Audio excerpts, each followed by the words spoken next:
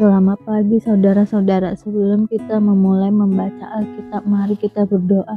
Terima kasih Bapa, kami bersyukur pagi ini bisa bangun dengan tubuh yang sehat tanpa kurang apapun. Sebelum kami melakukan aktivitas hari ini, kami rindu untuk membaca Alkitab Tuhan, untuk melandasi hidup kami dengan kebenaran-Mu. Oleh sebab itu kami semakin hari semakin berkenan di hadapan-Mu Tuhan. Urapilah setiap kami Tuhan, di dalam nama Tuhan Yesus. Haleluya. Amin. Pujilah Tuhan, hai jiwaku. Dari Daud. Pujilah Tuhan, hai jiwaku. Pujilah namanya yang kudus, hai segenap batinku. Pujilah Tuhan, hai jiwaku, dan janganlah lupakan segala kebaikannya. Dia yang mengampuni segala kesalahanmu, yang menyembuhkan segala penyakitmu. Dia yang menembus hidupmu dari lubang kubur, yang memahkotai engkau dengan kasih setia dan rahmat. Dia yang memuaskan hasratmu dengan kebaikan, sehingga masa mudamu menjadi baru seperti pada burung Raja Wali. Tuhan menjalankan keadilan dan hukum bagi segala orang yang diperas. Ia telah memperkenalkan jalan-jalannya kepada Musa, perbuatan-perbuatannya kepada orang Israel. Tuhan adalah penyayang dan pengasih, panjang sabar dan berlimpah kasih setianya. Tidak selalu ia menuntut, dan tidak untuk selama-lamanya ia mendendam. Tidak dilakukannya kepada kita setimpal dengan dosa kita, dan tidak dibalasnya kepada kita setimpal dengan kesalahan kita. Tetapi setinggi langit di atas bumi, demikian besarnya kasih setianya atas orang-orang yang takut akan Dia. Sejauh timur dari barat, demikian dijauhkannya daripada kita pelanggaran kita. Seperti Bapa sayang kepada anak-anaknya, demikian Tuhan sayang kepada orang-orang yang takut akan Dia. Sebab Dia sendiri tahu apa kita, Dia ingat bahwa kita ini debu. Adapun manusia hari-harinya seperti rumput, seperti bunga di padang, demikianlah ia berbunga. Apabila angin melintasinya, maka tidak ada lagi ia, dan di tempatnya tidak mengenal lagi. Tapi kasih setia Tuhan dari selama-lamanya sampai selama-lamanya atas orang-orang yang takut akan Dia, dan keadilannya bagi anak cucu, bagi orang-orang yang berpegang pada perjanjiannya dan yang ingat untuk melakukan titanya. Tuhan sudah menegakkan tatanya di sorga, dan kerajaannya berkuasa atas segala sesuatu. Pujilah Tuhan, hai malaikat-malaikatnya, hai pahlawan-pahlawan perkasa yang melaksanakan firman-Nya dengan mendengarkan suara firman-Nya. Pujilah Tuhan, hai segala tentaranya, hai pejabat-pejabatnya yang melakukan kehendak-Nya. Pujilah Tuhan, hai segala buatannya di segala tempat kekuasaannya. Pujilah Tuhan, hai jiwaku. Kebesaran Tuhan dalam segala ciptaannya. Pujilah Tuhan, hai jiwaku. Tuhan Allahku, Engkau sangat besar, Engkau yang berpakaian keagungan dan semarak, yang berselimutkan terang seperti kain, yang membentangkan langit seperti tenda, yang mendirikan kamar-kamar loteng-Mu di air, yang menjadikan awan-awan sebagai kendaraan-Mu, yang bergerak di atas sayap angin, yang membuat angin sebagai suruhan-suruhan-Mu, dan api yang menyala sebagai pelayan-pelayan-Mu, yang telah mendasarkan bumi di atas tumpuannya, sehingga takkan goyah untuk seterusnya dan selamanya. Dengan samudra raya Engkau telah menyelubunginya, air telah naik melampaui gunung-gunung. Terhadap hardik-Mu air itu melarikan diri, lalu lari kebingungan terhadap suara guntur-Mu. Naik gunung, turun lembah, ke tempat yang Kau tetapkan bagi mereka. Batas Kau tentukan, takkan mereka lewati. Takkan kembali mereka menyelubungi bumi. Engkau yang melepas mata-mata air ke dalam lembah-lembah, mengalir di antara gunung-gunung, memberi minum segala binatang di padang, memuaskan haus keledai-keledai hutan. Di dekatnya diam burung-burung di udara, bersiul dari antara daun-daunan. Engkau yang memberi minum gunung-gunung dari kamar-kamar lotengmu, bumi kenyang dari buah pekerjaanmu. Engkau yang menumbuhkan rumput bagi hewan dan tumbuh-tumbuhan untuk diusahakan manusia, yang mengeluarkan makanan dari dalam tanah, dan anggur yang menyukakan hati manusia, yang membuat muka berseri karena minyak, dan makanan yang menyegarkan hati manusia. Kenyang pohon-pohon Tuhan, pohon-pohon aras di Lebanon yang ditanamnya, di mana burung-burung bersarang, burung ranggung yang rumahnya di pohon-pohon senobor. Gunung-gunung tinggi adalah bagi kambing-kambing hutan. Bukit-bukit batu adalah tempat perlindungan bagi pelanduk. Engkau yang telah membuat bulan menjadi penentu waktu, matahari yang tahu akan saat terbenam. Apabila engkau mendatangkan gelap, maka hari pun malamlah. Ketika itulah bergerak segala binatang hutan. Singa-singa muda mengaum-aumkan mangsa dan menuntut makanannya dari Allah. Apabila matahari terbit, berkumpullah semuanya dan berbaring di tempat perteduhannya. Manusia pun keluarlah ke pekerjaannya dan ke usahanya sampai petang. Betapa banyak perbuatanmu, ya Tuhan. Sekaliannya kau jadikan dengan kebijaksanaan. Bumi penuh dengan ciptaanmu. Lihatlah laut itu, besar dan luas wilayahnya. Di situ bergerak, tidak terbilang banyaknya, binatang-binatang yang kecil dan besar. Di situ kapal-kapal berlayar dan lewiatan yang telah kau bentuk untuk bermain dengannya. Semuanya menantikan engkau supaya diberikan makanan pada waktunya. Apabila engkau memberikannya, mereka memungutnya. Apabila engkau membuka tanganmu, mereka kenyang oleh kebaikan. Apabila engkau menyembunyikan wajahmu, mereka terkejut.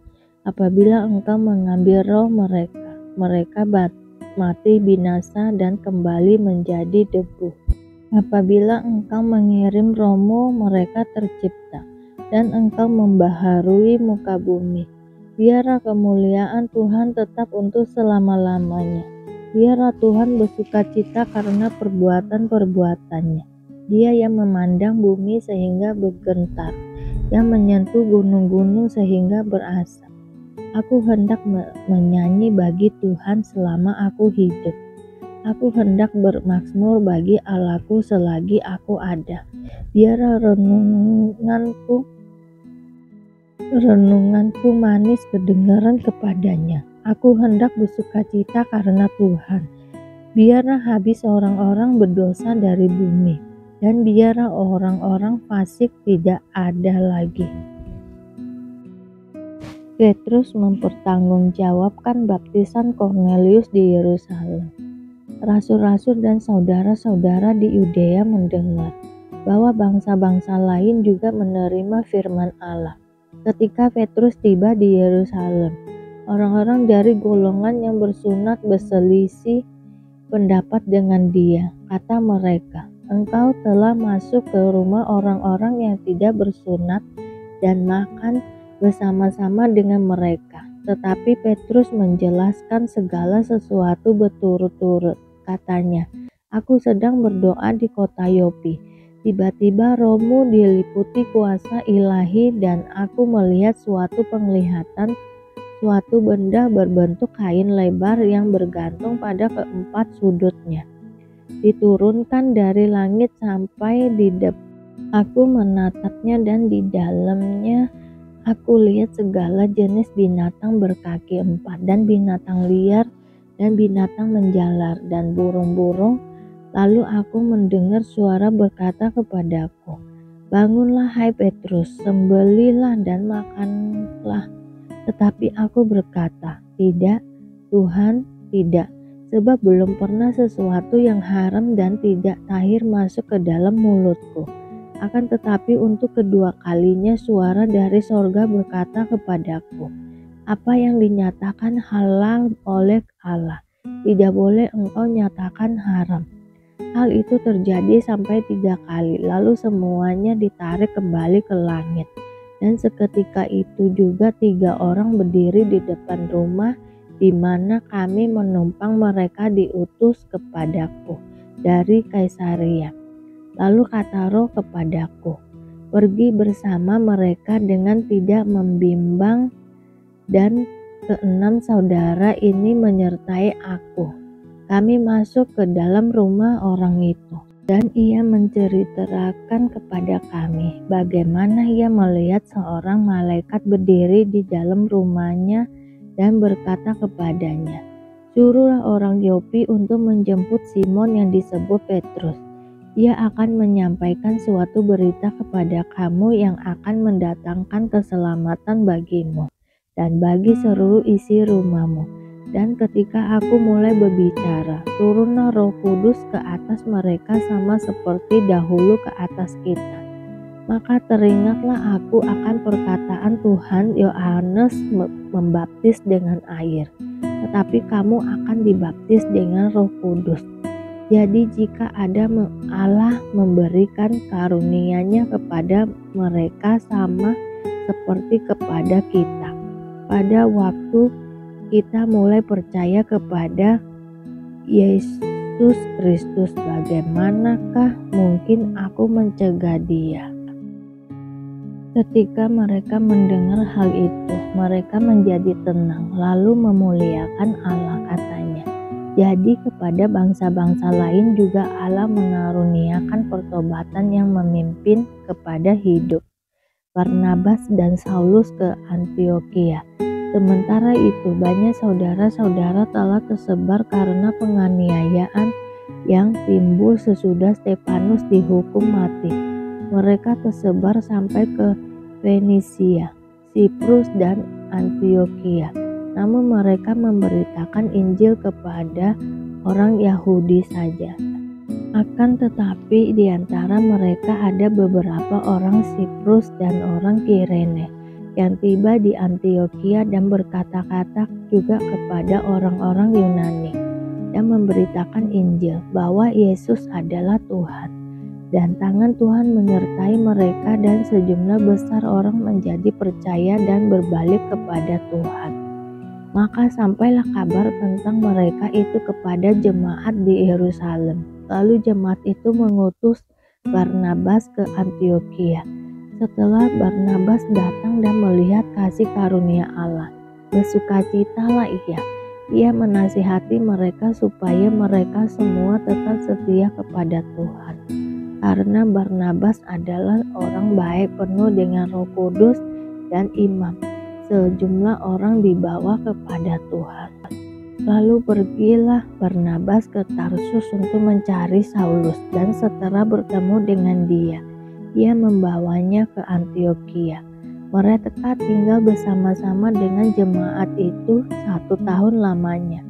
Sambil mengajar banyak orang di Antiokhia lah murid-murid itu untuk pertama kalinya disebut Kristen. Pada waktu itu datanglah beberapa nabi dari Yerusalem ke Antiokhia. Seorang dari mereka yang bernama Agabus bangkit dan oleh kuasa Roh ia mengatakan bahwa seluruh dunia akan ditimpa bahaya kelaparan yang besar. Hal itu terjadi juga pada zaman Claudius. Lalu murid-murid memutuskan untuk mengumpulkan suatu sumbangan sesuai dengan kemampuan mereka masing-masing dan mengirimkannya kepada saudara-saudara yang diam di Yudea. Hal itu mereka lakukan juga dan mereka mengirimnya kepada penatua-penatua dengan perantaraan Barnabas dan Saulus. Terima kasih Bapa untuk hari ini, sehingga kami dapat membaca Alkitab-Mu Tuhan. Mari doa Bapa kami. Bapa kami yang di surga, dikuduskanlah namamu, datanglah kerajaanmu, jadilah kehendakmu di bumi seperti di surga. Berikanlah kami pada hari ini makanan kami yang secukupnya, dan ampunilah kami akan kesalahan kami, seperti kami juga mengampuni orang yang bersalah kepada kami. Dan janganlah membawa kami ke dalam pencobaan, tetapi lepaskanlah kami daripada yang jahat, karena Engkaulah yang mempunyai kerajaan dan kuasa dan kemuliaan sampai selama-lamanya. Terima kasih Bapa, kami selalu bersyukur atas apapun Tuhan berikan hidup kami. Engkau tidak pernah meninggalkan kami ya Bapa. Hidup kami akan senantiasa berkecukupan di dalam-Mu. Di dalam nama Tuhan Yesus kami berdoa dan mengucap syukur. Amin, amin, amin. Tuhan Yesus memberkati.